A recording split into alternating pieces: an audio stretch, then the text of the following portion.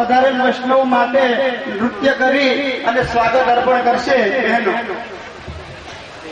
સ્વાગતમ સ્વાગતમ પધારો સ્વાગતમ સ્વાગતમ સ્વાગતમ પધારો સ્વાગતમ ભગવાદી જન પધારો ને ભગવાદી જન પધારો ને અભિનંદન અભિનંદન અભિનંદન અભિનંદન. મંડપે આયા મલકતા નિરખવા પ્રાણ જીવન મોદય પરમીત મન ધન ધન વલ્લભી વૈષ્ણવાયા વલ્લભી મળ્યા તે ઠામો ઠામ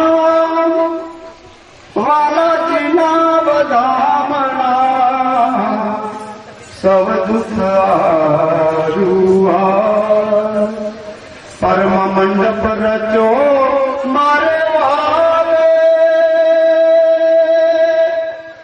સોરઠ ભાણગામ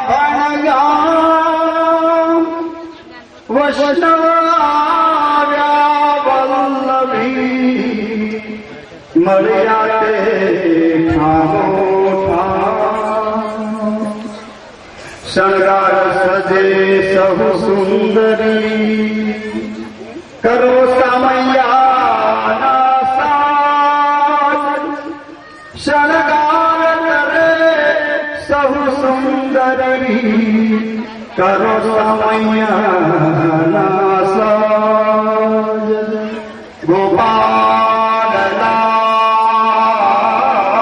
કી જય શ્રી ગોવિંદલાલ કી જય શ્રી જમુનેશ પ્રભુ કી જય શ્રી લાલજી મહારાજ કી જય શ્રી યમુના મહારાણી કી જય શ્રી પંચ ભગવતી કી જય.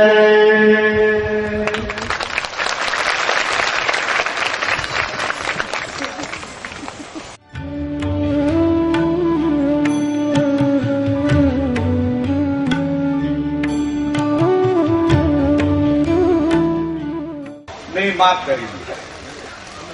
આપણે અમુક જગ્યાએ જોઈએ છે કે આપણી મેન્ડમાં અમુક ચેન્જ કરે, સૌની બુદ્ધિ પ્રમાણે અર્થઘટન કરવા માંડી છે. તોય આપણા ઠાકોરજી એને કોઈ પનિશમેન્ટ નથી આપતા, કારણ કે ઠાકોરજીને શરણે આપણે ગયા. આપણી મેન્ડ બીજા સંપ્રદાયની મેન્ડ જે તે વ્યક્તિએ બનાવેલી છે, ત્યારે તો આપણા તો ઠાકોરજીએ નીતિ નિયમો, મેન્ડ એટલે નીતિ નિયમો એની બનાવ્યા છે. હવે એને ચેન્જ કરવી તો કોણ કરે? ઠાકોરજી આવીને ચેન્જ કરે તો ભાઈ હું કે તમે ચેન્જ ન કરી શકે, કારણ કે એ ઠાકોરજીએ કામ કર્યું છે તો ઠાકોરજી એમાં ચેન્જ લાવી શકે. આ બહારના મેનેજમેન્ટમાં આપણે બહુ વૈષ્ણવ હોય કે બુફે કરીએ એમાં કોઈ ઠાકોરજીની તકલીફ ન પડે, આપણે ન હોય. પણ ઠાકોરજીએ જે વાત આપણે કહી છે કે તમારે કઈ રીતે રહેવું, તમારે મારી સેવા પૂજા કરવી તો આ જ રીતે કરાય, એમાં હું તમે કોઈ પણ ચેન્જ ન કરી શકો.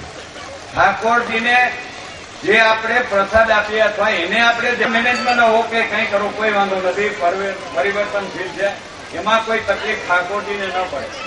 ઠાકોરજી સહન કરે એનો એ અર્થ નથી કે એને ખબર નથી. એટલે આપણે પ્રભુ પાસે હું ને તમે એવી એક યાચના કરીએ, પ્રાર્થના કરીએ કે હે પ્રભુ, તે જે મેન્ડ બનાવી છે એમાં કોઈથી મને વિચલિત ન કરો. ભલે બીજા કોઈ પણ બાહ્ય પ્રયાસો કરે, આપણે એને કઈ ઉપદેશ દેવાની જરૂર નથી. આપણે એ વૈષ્ણવ એની રીતે વર્તે તો ઠાકોરજી એને વાળી લે.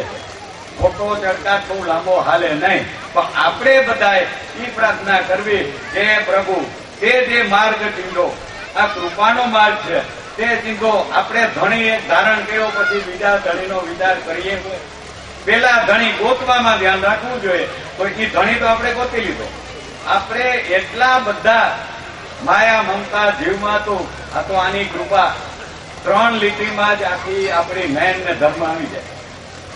ભુવનભાઈ જેવા તળપદી ભાષામાં જે વાત કરે ને, એનો સત્સંગનો સાર એટલો જ જોઈએ. ભગવાને એક જ કીધું કે એક અટંકા પૂરું રાખો, એક જ ભગવાન માનો. ત્યાં સુધીની વાત છે કે તમે મારા પિતાજી એટલે રઘુનાથજીને ન માનો.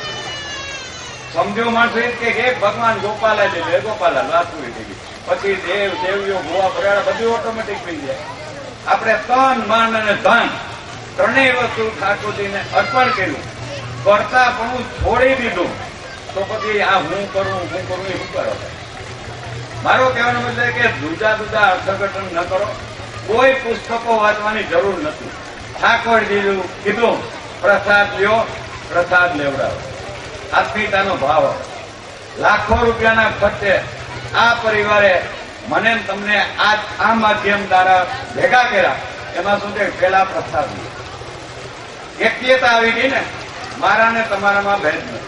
જ્ઞાતિના ભેદ ઠાકોરજી તોડીને ખાય, એક જ મારાનો ખબર. એ શા માટે? તો ઘણા એમાં ભેદ આવવા મળી ગયો. હું ઊંચો હું નીચો, મારા ભેગો નો બેન હું છે ભાઈ. ક્યાંથી ઉપાડીએ એવા ભેદ નો નાબદ કરો. જ્યાં ભેદ હોય ત્યાં બધી ભક્તિ ન હોય ને, ભક્તિ ન હોય ત્યાં બધી ભગવાન ન. હું એ કહેવા માંગુ છું કે ઠાકોરજી એક કિલો પકડાયો.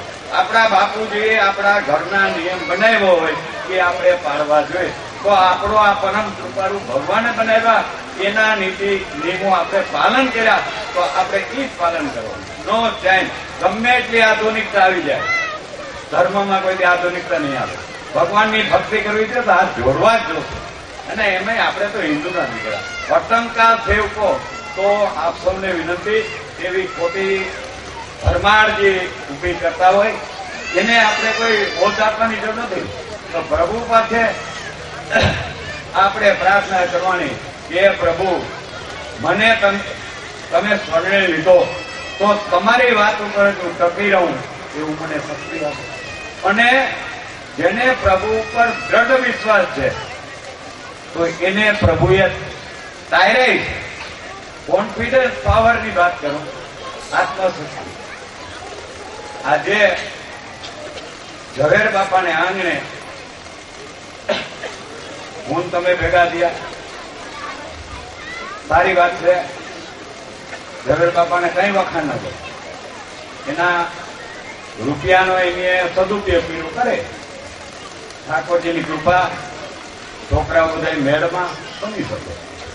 પણ હું તમને એ વાત કરવા માંગુ કે આ ઝવેર બાપા ગોકુલમાં મીઠીમાં ઘણા ટાઈમ સુધી ભેગા રહ્યા, સેવા કરી, પોતાને પૈસે સેવા કરી, એ કરે. એના વખાણ ના કરું તો આપણી ફરજ છે. આપણા ભગવાન માટે આપણે સેવા કરવી જ જોઈએ, એમાંય કઈ વાંધો નથી. પણ ત્યાં જે વિકટ પરિસ્થિતિમાં એની સામનો કર્યો એકલા. આ ટૂંકાણમાં વાત એ કરું, પ્રેક્ટિકલી વાત છે કે જયારે આજથી 20 વર્ષ પહેલા ગોકુલમાં આપણે ભૂતડા મંદિરની બારોબારનો વંડો કરતા હતા, ત્યારે ત્યાંના બધા પ્રોપર માણસોનો વિરોધની સામે આ બે જ માણસ ત્યાં હતા. અને એ લોકો રાત્રે હલ્લો કરવા આવ્યા હતા, ટ્રેક્ટરો ભરી ભરી મારી નાખવા સુધીની તૈયારી, છતાંય એ દૈગા નહોતા.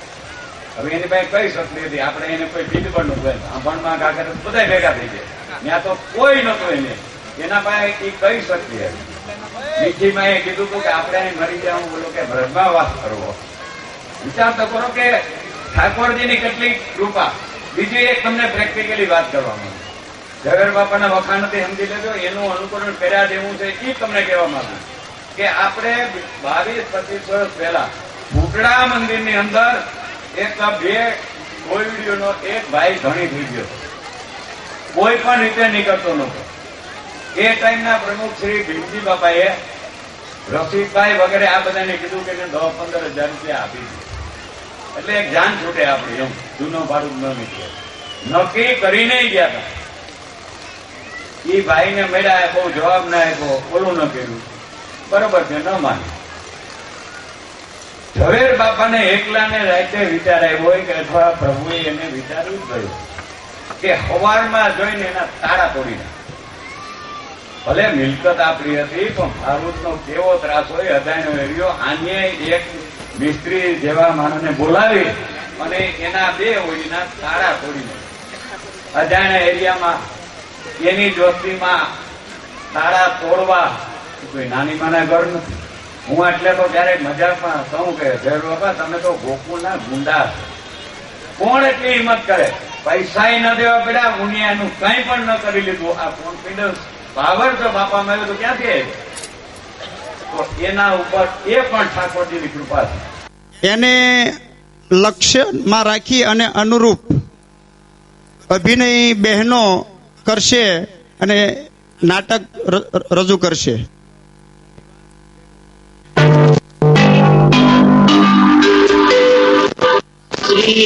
श्रीगोपालं सर्वदा वन्दे भक्तिहं सुकृपानिधिं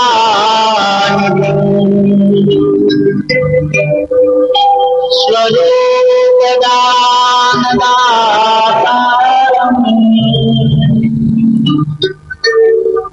भावभक्ति विवर्धनम् स्वकीय जनवल्लभम् भजनानन्ददायकम् तमहं सर्वदा वन्दे श्रीगोपेन्द्रवरदर्शनम् श्रीयमुना समसोऽप्याता सर्वामङ्गलदायिनी यमुने संसदा वन्दे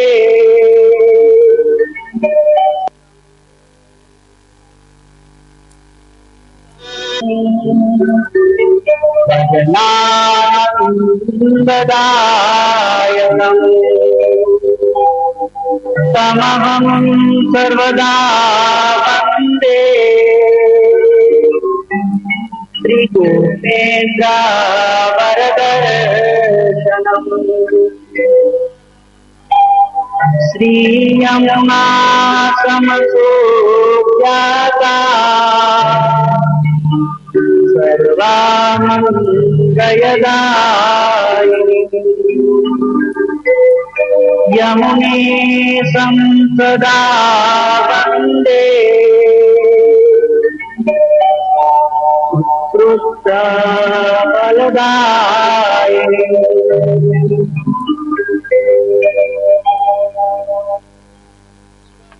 સર્વ વૈષ્ણવને જય ગોપાલ. હળવદમાં જીવનભાઈ વાણિયા વૈષ્ણવ શ્રી ગોપાલલાલના સેવક હતા. તેમને તેજુ નામની એક દીકરી હતી. તેને શ્રી ગોપાલલાલના ચરણ કમળના દર્શન થતા પ્રેમ ઉત્પન્ન થયો અને શ્રી ગોકુળ જવા નિશ્ચય કર્યો. શ્રી ગોપાલલાલે સૃષ્ટિમાંથી ફરીને જતી વખતે સાથે તેડી જવા કહ્યું. ઓચિંતા આપને સ્વેચ્છાએ ગોકુળ જવું પડ્યું. તેથી બ્રજવાસીને સંદેશો કહેવા મોકલ્યો. સંદેશો સાંભળતા ત્રેજુને મૂર્છા આવી. દેહ છોડી પ્રાણ પ્રભુને રસ્તામાં મળી. ત્યાંથી ગોકુળ પહોંચ્યા અને સોરઠના વૈષ્ણવ સાથે માળા પ્રસાદ તથા પત્રિકા મોકલ્યા. હળવદમાં જીવનદાસ કરીને મોઢ વાણિયા રહેતા હતા. તે રાજાના દિવાન હતા. શ્રી ગોપાલલાલના સેવક હતા. તેને ત્યાં પાદુકાજીનું સેવન થયું. સેવામાં બહુ આનંદ માનતા. તે સેવાના પ્રતાપે જગતમાં પ્રખ્યાત થયા. તેની તેજુ નામની દીકરી બહુ ભાવિક હતી. પોતાના પિતાની માફક તે પણ સેવા કરતી હતી. તેને પણ ઠાકોરજીનો રંગ લાગ્યો. અને ચિત્તમાં સંપૂર્ણ શ્રદ્ધા ઉત્પન્ન થઈ. તેથી જ શ્રી ગોપાલજી પાસે તેની અનન્ય સેવા થઈ રહી. ગોપાલલાલજી પ્રદેશમાં પધાર્યા.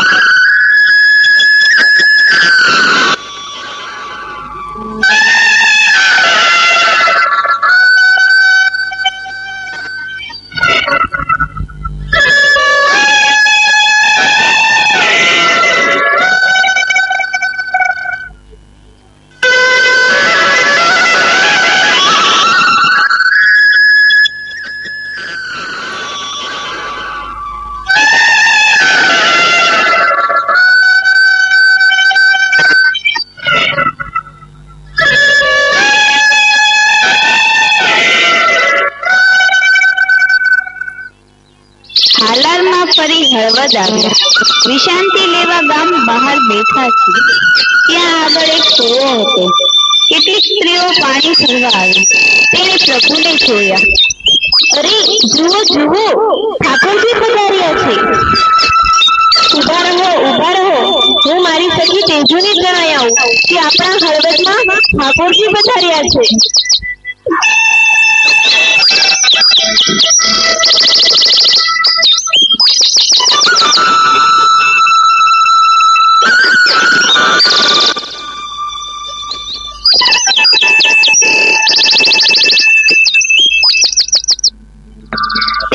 તેજુભાઈ, હળવદમાં ઠાકોરજી પધાર્યા છે. શું વાત કરો છો? ચાલો.